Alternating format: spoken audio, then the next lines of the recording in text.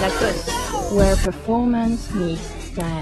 Alors, je m'appelle Christophe Chenu, j'ai 40 ans. Moi, j'ai un parcours exclusivement de management et de direction générale, puisque après avoir fait d'abord Dauphine, puis le MBA HEC au moment de mes études, j'ai immédiatement créé avec un associé une société, une entreprise. Donc, je n'ai connu qu'un seul métier, qui est celui de patron, dès le départ. Cette société, on l'a développée pendant 6-7 ans avant de la vendre à un grand groupe de communication qui s'appelle DDD. À ce moment-là, on a fusionné avec leur filiale qui faisait le même métier que nous. On a dirigé cette filiale. Et en ce qui me concerne, j'ai en plus dirigé le réseau européen, une société qui s'appelle donc Crab Collins, qui était le réseau de marketing direct du groupe de communication DDB. J'en suis parti donc, une dizaine d'années après qu'on ait vendu notre société pour prendre la direction générale du groupe L'Équipe, dont je suis parti 5 ans après pour prendre la direction générale du groupe Lacoste, que j'occupe aujourd'hui. Sachant que Lacoste, c'est une immense marque internationale qui fait en chiffre d'affaires client final de l'ordre de 4 milliards d'euros, mais qui est dans un système un peu particulier, puisque ce n'est pas une seule société qui fait ça, mais il y a une société que je dirige qui fait 120 personnes, donc c'est une toute petite PME qui est propriétaire de la marque et qui exerce, on y reviendra sûrement, un certain nombre de métiers, et qui a concédé en licence à des partenaires mondiaux. Pour l'un, la production et la distribution du textile, pour l'autre, la production et la distribution des parfums. C'est un système assez éclaté. Et notre rôle à nous, Lacoste et ça, c'est donc, en tant que propriétaire de la marque, d'animer ce réseau de partenaires. Alors, nos décisions, il y a certaines décisions qui ne nous concernent que nous, parce qu'on est une entreprise, Lacoste et ça, avec un compte d'exploitation, donc il y a un certain nombre de décisions. Est-ce que je recrute ou est-ce que je ne recrute pas? Est-ce que j'investis dans un nouvel immeuble ou pas un nouvel immeuble? Ça ne nous concerne que nous. Tout ce qui concerne la vie de la marque, en général, concerne au moins une autre personne, enfin une autre personne morale, notre société, voire plusieurs.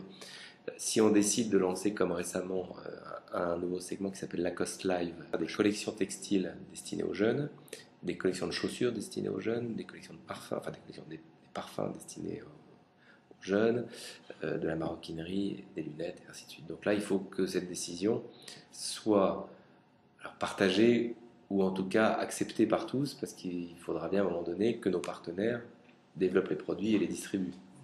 Alors, on est dans un modèle où on peut imposer un certain nombre de choses à certains, mais ça n'a pas vraiment de sens. Il faut que les partenaires avec lesquels on travaille adhèrent pour avoir envie d'investir et de développer les choses.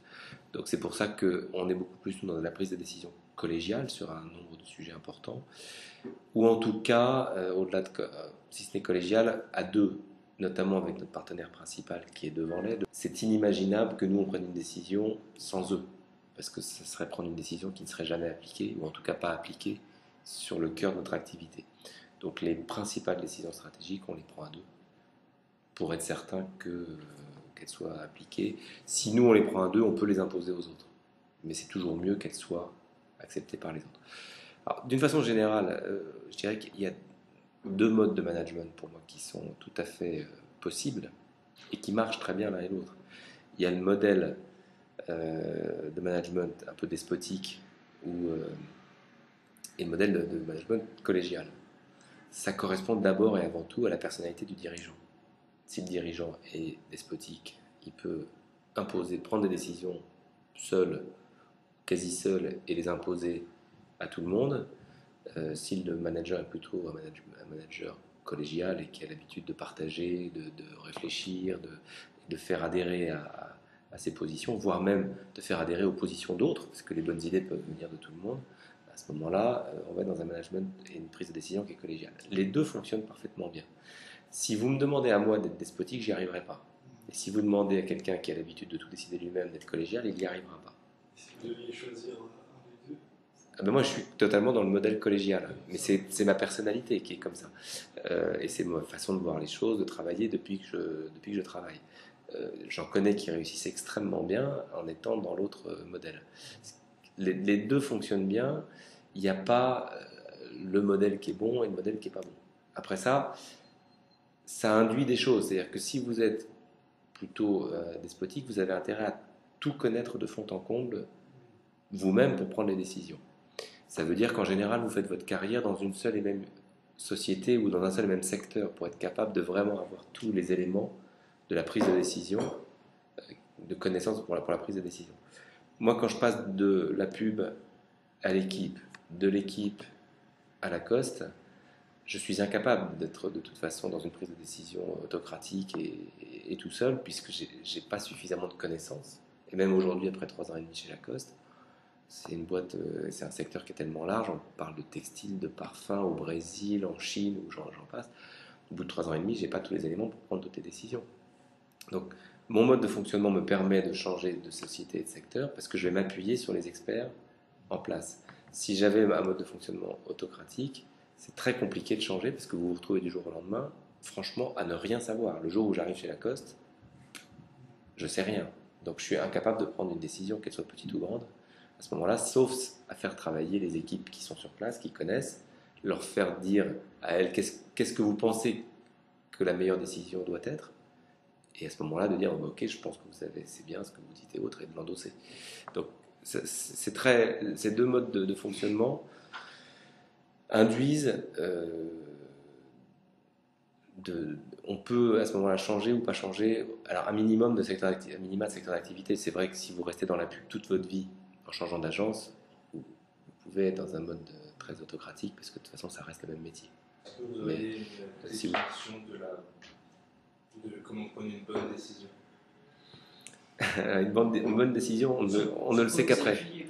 On ne sait qu'après si c'est une bonne décision. Parce qu'avant, évidemment, on pense tous qu'on prend que des bonnes décisions, puis à la fin de la journée, on s'aperçoit que la moitié était bonne et que la moitié était moins bonne. Mais bon, je pense d'abord que la première des choses, le pire, c'est l'absence de prise de décision. Voilà, donc, il faut combattre ce qui est une tendance qui arrive vite, l'absence de prise de décision, parce que c'est confortable de ne pas prendre de décision. Ça évite la prise de risque, ça évite de se fâcher avec des gens, ça évite d'être sanctionné si c'est une mauvaise décision. Donc à tous les niveaux de l'entreprise, on peut reporter des décisions, on peut trouver toujours des bonnes raisons de reporter à plus tard des décisions, parce que je ne connais pas de décision qui soit toujours positive pour tout le monde. Donc il y aura forcément un peu de dégâts petits ou grands dans le sujet. Donc la première chose, c'est que je pense qu'une entreprise, elle a besoin en permanence d'avancer, de prendre des décisions. Ça nécessite un certain courage pour les gens qui les prennent. Attention que les décisions, elles sont prises à tous les niveaux hiérarchiques. Là où vous parlez, moi je suis le chef de l'entreprise, mais heureusement, il y a 90% des décisions qui sont prises par les gens tous les jours dans leur métier au quotidien. Alors après ça, moi je considère qu'il est important que les personnes expertes de l'entreprise aient cautionné cette décision. C'est d'où la nécessité qu'elle soit un peu collégiale. C'est-à-dire de prendre le pouls des 2-3 personnes qui, sur une décision, quelle qu'elle soit, vont être concernées. Je prends un exemple. Si on lance une nouvelle collection, ça va concerner évidemment les designers, mais ça va aussi concerner les gens qui vont être en charge des usines et de la production, puis des gens qui vont être en charge de les distribuer dans les boutiques.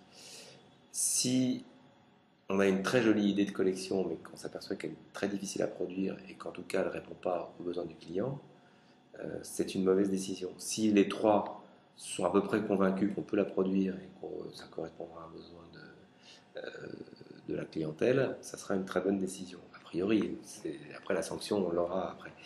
S'il y en a 2 sur 3 qui pensent que, là il y a un arbitrage à faire.